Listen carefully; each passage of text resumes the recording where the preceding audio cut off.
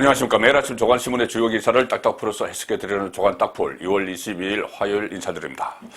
자, 어제 대선 후보 4명이 선관위가 주최하는 첫 번째 TV 토론회를 열었죠. 경제 분야를 주제로 했는데 관전 포인트는 어제 두 가지였습니다. 하나는 지금 지지율이 박스권에 갇혀있는 이재명 후보가 어떻게 윤석열 후보를 공격을 할 것인지 그 부분 하나와 또 하나는 후보 단일화 결렬을 선언했죠. 안철수 후보가 윤석열 후보에게 공격 포인트를 맞출 것인지 이재명 후보에게 맞출 것인지 자, 그 부분이었는데 이재명 후보는 어제 집요하게 윤석열 후보를 공격을 했습니다. 그렇지만은 제대로 된 득점은 하지 못한 것 같고 또 윤석열 후보는 그에 따라서 실점을 하지 않았습니다. 그리고 안철수 후보는 예상대로 윤석열 후보와 좀 차별화를 하기 위해서 윤석열 후보에게 집중적으로 좀 전문적인 분야, 바로 답변을 하기 어려운 그런 부분에 대해서 질문을 하고 거기서 또 윤석열 후보가 답변을 명쾌하게 하지 못하자 고개를 절레절레 흔들면서 좀 비하하는 그런 모습을 어제 보였습니다.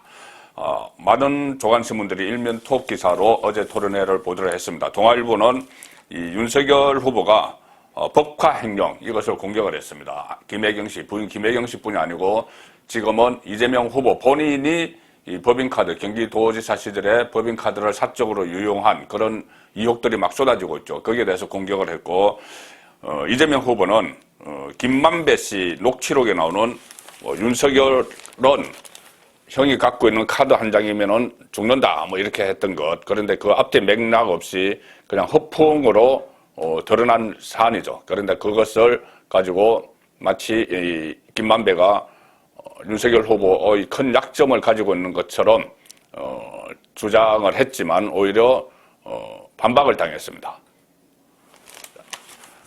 대선 후보 4명이 선관위 주관 첫 토론회를 열었던 거고 이 윤석열 후보가 공금 횡령에 대해서 책임져야 한다 이렇게 공세를 펼쳤습니다. 그러니 이재명 후보는 김만배 녹취록을 가지고 맞대응을 했습니다. 자, 이재명 후보 이렇게 이야기합니다. 안 보여드리려다가 꼭 보여드려야겠다 이렇게 하면서 하천대유 대주주 김만배 씨와 천하동인 5호 소유자 정영학 회계사의 녹취록 내용이 적힌 판례를 이렇게 꺼내 들었죠. 그러면서 윤석열은 영장 들어오면 죽어. 윤석열은 원래 제가 많은 사람이야. 이게 녹취록에 나온 이야기다. 이렇게 이야기를 했습니다. 자, 그런데 이 부분에 대해서는 그전에도 한국일보도 보도를 했죠. 앞뒤 맥락을 보니 이것은 그냥 어떤 근거가 있어서 하는 이야기가 아니다. 이렇게 확인이 된 내용인데 이것을 가지고 노이즈 마케팅을 하는 거죠. 자, 이렇게 되니 윤석열 후보도 참지 않고 김만배 그리고 정영학 그 사람들은 원래 이재명 후보 당신과 가까운 사이 아니냐 이렇게 반박을 했습니다. 그리고 또 그 녹취록 끝부분에 가면 이재명 게이트라는 말을 김만배가 한다. 자, 이렇게 반격을 해서 그 이야기가 나왔습니다. 녹취록에. 이재명 게이트 어쩌고 하는 이야기가 나왔죠.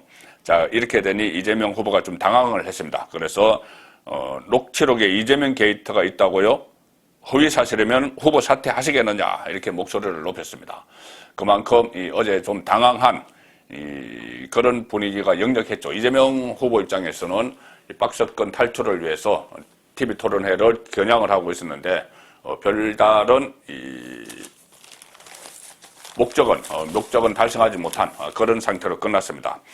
또 하나 어제 안철수 후보가 윤석열을 어떻게 대할 것인지 그 부분이었는데 자, 예상대로였습니다. 이 세계일보가 세계일보 사면 하단에 보도한 내용을 보시면은 안철수 단일화 불발 뒤끝 윤석열의 작심 공세.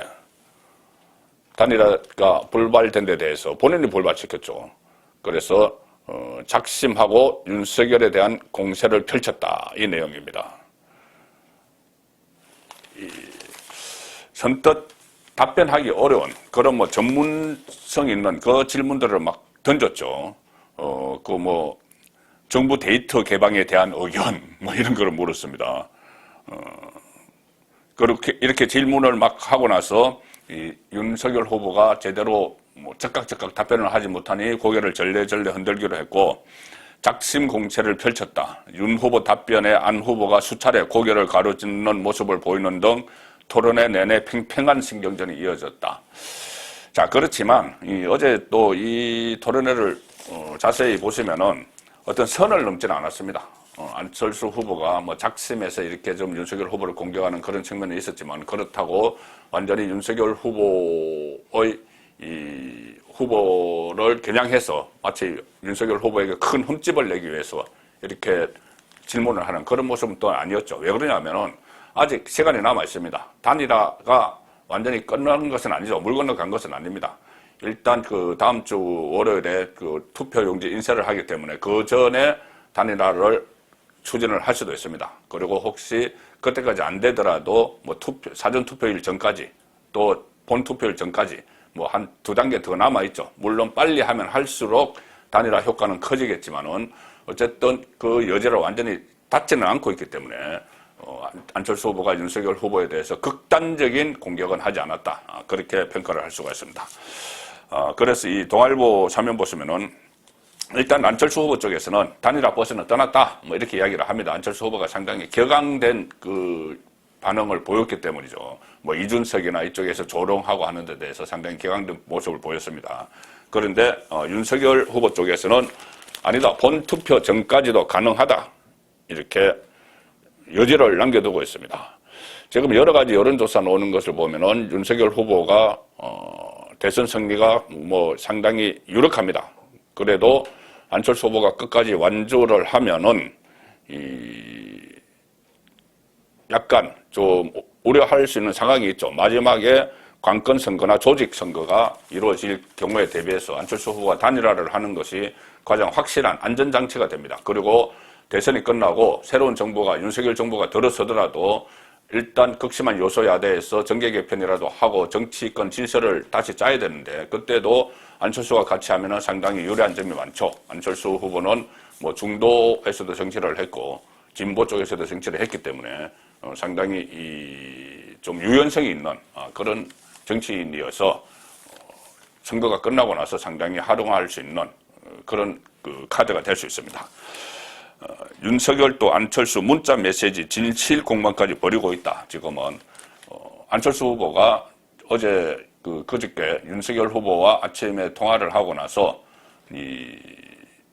이제 내가 그냥 독자적인 완주를 할 거다. 내 독자적인 행보를 할 거라는 발표를 하겠다고 윤석열 후보에게 문자 메시지를 보냈다. 이렇게 이야기를 했죠. 그런데 윤석열 후보 쪽에서는 그런 메시지를 받은 적이 없다. 이렇게 해서 또 진실 공방도 뭐 벌여지고 있습니다. 일종의 하나의 통과 의례로 볼 수도 있겠죠. 이렇게 티격태격 하다가 막판에 극적인 단일화도 지금 가능한 상황입니다. 자, 그런데 이 상황에서 또 이재명 후보, 이 지지율 정책 때문에 갑갑한 상황에 처한 이재명 후보가 안철수 후보에게 또 러브콜을 보내고 있습니다. 이재명 어제 이렇게 이야기합니다. 진영과 편을 가르지 않는 통합정부로 나아가야 한다. 통합정부 이야기를 하죠. 이재명 후보는 상당히 지금 막막한 심정입니다. 그래서 통합정부, 중도 외연 확정을 위해서 통합정부 이야기를 하다가 또 갑자기 이 친문 진영에서 이탈자가 막 나오고 있으니 또 문재인 대통령에 대해서 또 차별화를 하지 않겠다. 이런 이야기까지 또 나오고 갈팡질팡하는 그런 모습을 좀 보이고 있죠. 이재명도 진영과 편을 가르지 않는 통합정부로 나가야 한다고 했고, 우상호 총괄선대 본부장도 어제 라디오 인터뷰에서 만약 안철수 후보 쪽과 같이 해볼 수 있다면 선거 자체로만 보면 국면이 유리해질 수 있다. 이렇게 이야기합니다. 결국 안철수 후보가 고뇌하고 결단해야 할 문제다. 이렇게까지 이야기를 했죠.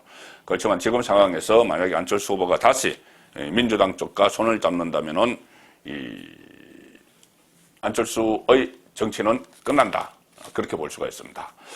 그리고 특히 이재명 쪽에서 지금 조금 전에 말씀드린 대로 뭐 통합정부 이야기하면서 외연을 확정하고 뭐 친문에도 구애를 보내고 하고 있는데, 최근 들어서 민주당을 지지하는 유권자들이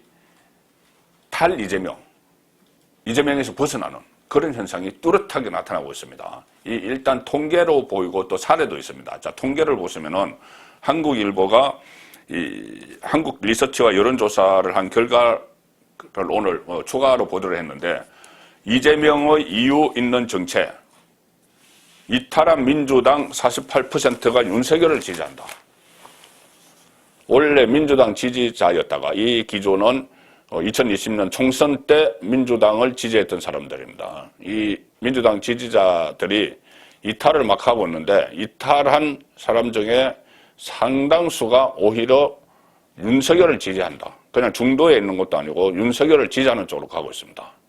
상당히 이 의미가 있는 이 분석 기사입니다.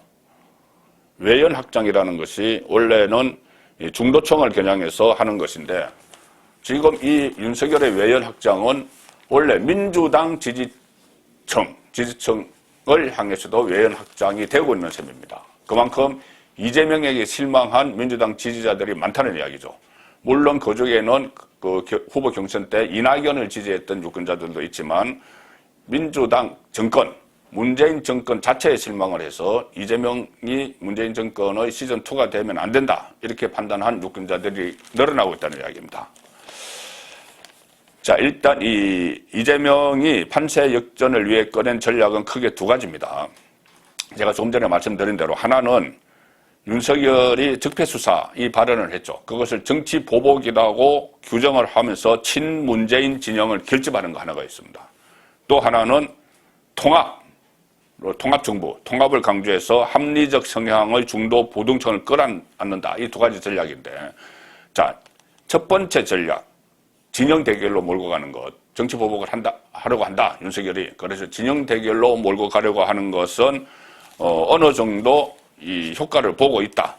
왜 그러냐면은 민주당 지지층의 85.5%가 이재명 후보를 지지한다, 이렇게 답을 했습니다. 그 전에 작년 연말에 실시했을 때는, 조사했을 때는 민주당 지지층 이재명 후보 지지율이 80.6%였는데 그것보다 한 5%포인트가 올라갔기 때문에 진보와 보수의 진영 대결로 몰고 가려는 전략은 좀 먹히고 있다, 이건데, 두 번째, 통합을 강조해서 합리적 성향의 중도 부동층을 끌어안는 전략, 이것은 지금 별로입니다. 숫자로 나타내죠. 자, 중도 부동층은 즉 박근혜 전 대통령 탄핵을 계기로 해서 민주당 전통 지지층과 함께 이 하나의 연합을 형성했죠. 그 결과가 총선 결과에 좀 반영이 됐습니다. 그런데 문재인 정부에 실망을 해서, 문재인 정부 임기가 가면 갈수록 실망을 해서 상당수가 민주당 지지를 철회를 했습니다. 중도 부동층이.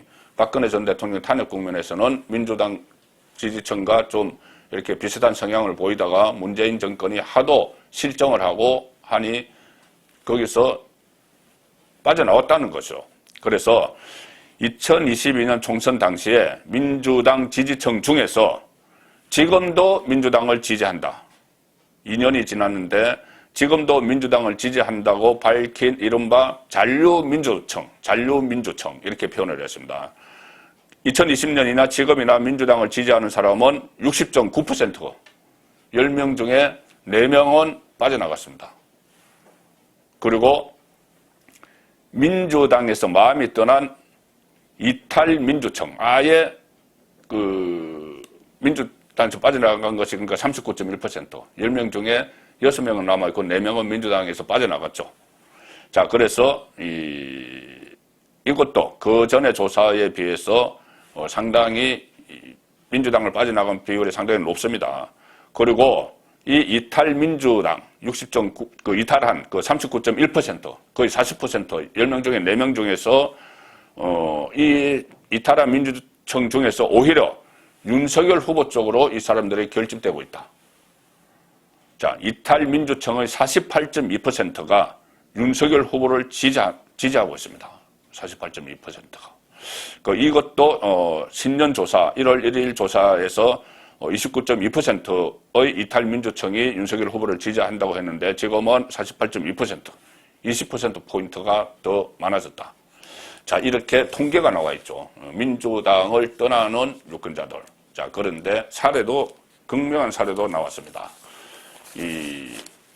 이낙연 측근이 윤석열 지지를 선언을 했죠.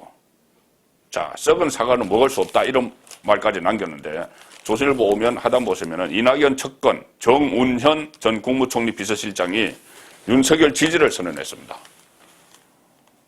썩은 사과로 표현을 했습니다. 이재명에 대해서. 물론 이낙연의 핵심 측근이기 때문에 경선 과정에서 쌓인 앙금도 있을 수 있지만 거기에 더해서 이렇게 윤석열 지지까지 선언할 정도면은 보통은 그냥 빠져나오죠. 빠져나오는 게 아니고 윤석열 지지까지 선언할 정도 되면은 상당히 이재명 정권이 탄생하면 안 된다는 그런 내부에서 볼 때, 민주당 내부에서 볼 때 그런 생각을 단단히 한 것 같습니다. 자, 그래서 조금 전에 통계로 말씀드린 이탈민주당 지지층의 48%가 윤석열을 지지하는데 그중에서 이것이 상징적인 인물이 됩니다. 정운현 전 국무총리 비서실장이. 윤석열 지지를 선언했는데 경선 과정에서 이낙연 캠프 공보단장을 맡았습니다. 언론인 출신이죠. 그래서 지금 민주당 선대위는 정운현의 이탈이 친노 지지층에 미칠 영향에 촉각을 곤두세우고 있습니다. 계속 후속 이탈이 계속 나올 수도 있기 때문이죠. 이것을 신호탄으로 해서 항상 정치권에서 보면은 이런 경우에 내가 정말 이재명이 되면 안 된다고 생각하지만은 진영 논리에 갇혀서 어쩌지 못하고 이렇게 오락가락하고 있는데 누군가 한 명 물꼬를 딱 트면은 그게 계속 연이어서 이런 선언들이 나오는 그런 사례가 과거에도 많이 있었죠. 그래서 정운현 전 실장은 이렇게 이야기했습니다. SNS에서 이재명 후보의 삶과 행태에 동의하기 어렵거니와 민주당도 이제 더 이상 우리가 알았던 그 민주당이 아니다. 이렇게 선언을 했고 저는 진보 진영 명망가들이 정가 사범, 폐륜, 욕설이겠죠. 대장동, 거짓말 이걸로 상징되는 이재명을 지지하는 행태를 납득하기 어렵다. 이렇게까지 이야기합니다. 그리고 제가 윤 후보를 돕기로 한 것은 차악을 선택한 셈이다. 최악은 이재명이라는 이야기죠. 그리고 이런 말을 남깁니다. 덜 익은 사과, 윤석열. 덜 익은 사과는 익혀서 먹을 수 있지만 썩은 사과, 이재명은 먹을 수도 없다. 저는 예측 불가능한 괴물 대통령보다는 차라리 식물 대통령을 선택하기로 했다. 자, 그런데 지금 친노 지지층에 미칠 영향에 촉각을 곤두세우고 있다고 했죠. 자, 그런 촉각을 곤두세워야 될 일이 또 하나 있었습니다. 뭐냐면은 노무현 정부에서 청와대 홍보수석을 지낸 조기숙 이하여대 교수. 저도 노무현 정부 청와대를 출입을 했는데 그때 홍보수석이었습니다. 조기숙 이하여대 교수. 원래는 아주 전형적인 친노 진영이었죠. 조기숙 이하여대 교수가 이렇게 이야기합니다. 정운현 실장의 선택은 민주당을 더 민주적이고 더 강한 정당으로 만들 거라고 생각한다. 이런 격려성 댓글을 달았습니다. 그래서 이것이 이 도미노 현상이 좀 일어날 것 같은 연쇄 이탈이 일어날 가능성이 높다. 이렇게 봅니다. 자, 그리고 또 민주당에서 멀어지는 쪽이 하나 있죠. 지역적으로. 자, 부산입니다. 부산, 울산, 경남. 부산, 울산, 경남은 그 전에 세 번의 진보 정권이 있었는데 한 번은 김대중 전 대통령이 DJP 연합으로 지역 연합으로 당선이 됐고 그 다음에 노무현 문재인이 있었는데 이 두 대통령은 호남의 지지를 받는 PK 후보였습니다. 부산 경남 쪽의 후보였죠. 호남의 지지를 받는 PK 후보. 그러면은 호남의 지지를 막 90%까지 받고 그랬는데 이 PK에서도 어느 정도 지지를 받아야 되겠죠. PK 출신 후보이기 때문에. 자, 그러면 어떻게 그 전에는 어떤지 상황을 보면은 2017년에 문재인은 부산에서, 자, 일단 부산만 놓고 보겠습니다. 부산에서 38.7% 지지를 받았습니다. 그리고 그 앞에 2012년에 박근혜 전 대통령과 맞붙었을 때는 문재인은 39.9%, 거의 40% 가까운 지지를 받았죠. 자, 두 명의 PK 출신이 부산에서 40%, 두 번, 40% 지지를 받았습니다. 두 명 아니고 문재인이 두 번, 40% 지지를 받았고, 노무현은 2002년에 29.9%, 그러니까 30% 지지를 받았습니다. 그때는 왜 그러냐면은 이해창이 부산에서 상당히 그 인기가 높았죠. 그래서 이해창이 66.7%를 가져가는 바람에 노무현이 30%대를 받았고, 문재인은 2번 40%대에 가까운 지지를 받았습니다. 자, 지금 어떠냐? 이재명은 어떨까? 이재명은 부산 경남 출신 아니죠. 경북 안동에서 초등학교만 나왔습니다. 자, 그런데 이재명도 이 부산 제2의 도시 부산에서 좀 높은 지지를 받아야 되는데 문재인 정도의 지지를 받아야지 당선 가능성이 있죠. 40% 정도. 자, 그런데 지금 노무현과 가까운 지지를 받고 있습니다. 부산일보 오늘 일면 톱 보시면은 부산일보가 여론조사를 실시를 했는데 이재명은 32.4%, 윤석열은 52.0%, 52% 이렇게 지지를 보였습니다. 32.4면은 문재인이 받았던 지지율에 훨씬 못 미치죠. 노무현이 이해창과 맞섰던 노무현이 부산에서 받았던 지지율과 비슷합니다. 필패라는 이야기죠. 그리고 부산 출신인 안철수 부산 출신이지만 7.4%에 그쳤습니다. 자, 그리고 특히 주목할 부분은 지금까지 이런 이야기들이 많았죠. 이 정권 교체를 희망하는 여론이 한 50% 되고 정권 유지를 희망하는 여론이 한 30%대 후반 40% 되는데 윤석열이 정권 교체를 희망하는 그 여론보다는 지지율이 낮다 이런 분석이 나왔죠. 근데 부산은 거의 같습니다. 두 후보 지지율은 부산 지역의 정권 교체론이 54.4%인데 윤석열이 52.0%니까 비슷하죠. 그 다음에 정권 유지, 국정 안정 뭐 이런 것이 32.7%인데 이재명이 32.4%니까 비슷하죠. 자, 그렇게 되면은 결국 투표장에서도 이 정도 격차가 날 수도 있다는 이야기입니다.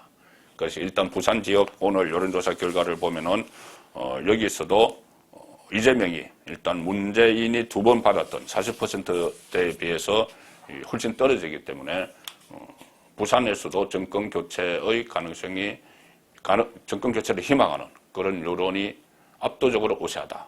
그런 결론을 내릴 수가 있습니다. 조간 딱풀이었습니다.